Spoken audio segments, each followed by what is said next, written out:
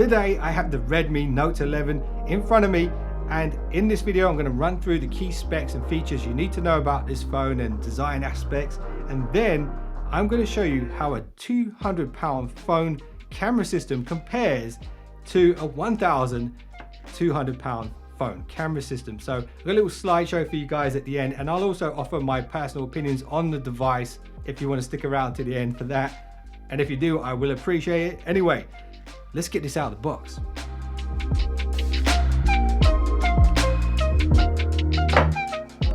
First of all, we get a free case in the box. You don't get that with flagships. And here is the phone itself. And even though this is less than £200 here in the UK, in the hand, it feels very, very premium. The sides are flat and the back is a frosted finish. There are three colors: graphite gray, pearl white, and star blue, with this one being the graphite gray finish, which I like. Very subtle but stylish. Now the screen on this is a 6.43 AMOLED display, 84.5% screen to body ratio. There's a little bit of a chin at the bottom, but that's pretty standard in mid-tier smartphones. And the glass protecting this is Gorilla Glass 3.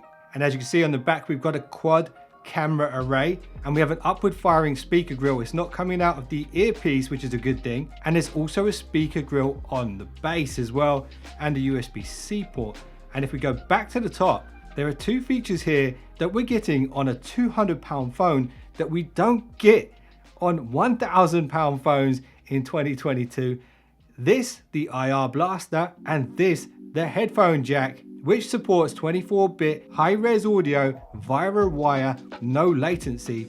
I still appreciate stuff like this. And with that IR blaster, if you're wondering, you can control anything that has infrared, so most TVs and air conditioning units and other things like that. And the Redmi Note 11 does have an IP53 dust and splash rating, so if you do get one of these, don't go throwing it in a swimming pool or anything like that. When it comes to unlock methods, we have a side mounted fingerprint reader, which is very snappy, very efficient, it very rarely misses, and most importantly, it's a very secure unlock method.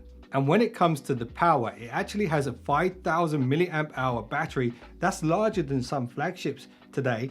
And as well as that, we have a 33-watt charger in the box. We don't get this with a lot of flagships these days, so that's fantastic to see here. The phone does support Quick Charge 3 Plus and can go from 0 to 100 in under an hour. And when it comes to onboard storage, we have 64 gigabytes as the entry level, 128 if you upgrade it, and then you've got 4 gigabytes and 6 gigabyte RAM respectively, depending on what version you go for. And I believe that's enough memory and enough RAM for most people out there. But if you need more, the SIM tray is not just a hybrid SIM tray. It actually can take 2 SIM cards and a memory card at the same time. That again is something we don't see on flagships anymore. They don't want you to expand the memory because they want you to spend more on the bigger memory options. So props to Xiaomi for that. That's a win in my opinion. So in terms of MiUI and how close that is to stock Android, it is pretty close, surprisingly so in fact. Check this out. This is all of the apps we have on the phone out of the box.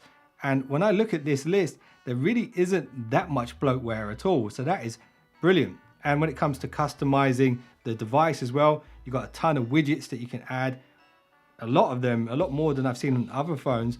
And you've also got the option to customize the transitions, the grid layout, all that usual stuff that I like to do on Android phones. And the way you access the settings and the notification window is slightly different here on the Redmi phones. So if you swipe down top right corner, just like an iPhone, you get all your quick settings here.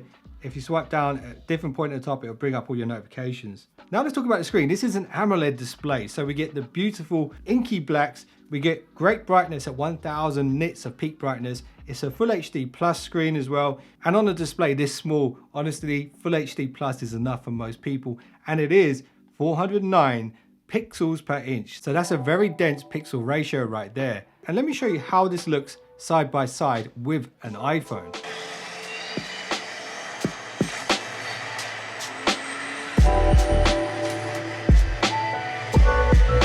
So honestly, having just watched that clip side by side, there isn't that much in it. You can tell that the iPhone is a slightly better quality screen, but is it £1,000 better?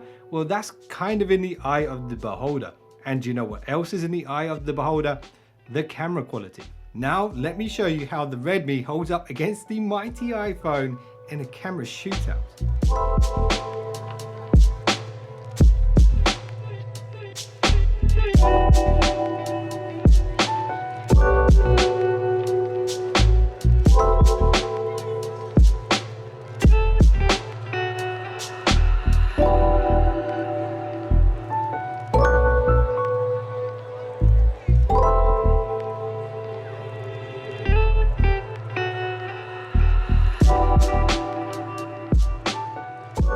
The Redmi Note 11's performance when it comes to camera compared to the iPhone, it actually holds itself pretty well in daylight shots, and that's probably thanks to that large 50 megapixel primary shooter. There is definitely a difference when it comes to the color science, and the fact that it actually has the ultra wide and the telephoto is a bonus. However, when it comes to the night photos, you can see it kind of struggled a bit, and that's not just because of the image sensors, it's also because of the AI and potentially the quality of the glass in front of the sensors as well.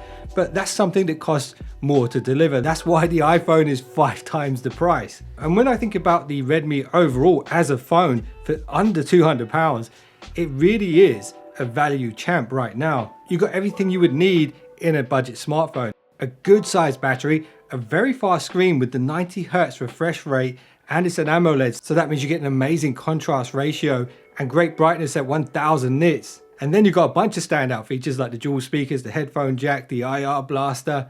I'm doing a live stream with Xiaomi for the launch of this phone here in the UK, so make sure you tune into that. If you miss it, don't worry, you will be able to watch it on replay. And if you got any value out of this video, a thumbs up would make my day, and a subscribe would make my month. And if you just done that, you are now one of the finest subscribers known to man, and I will see you in the next one. So don't be late.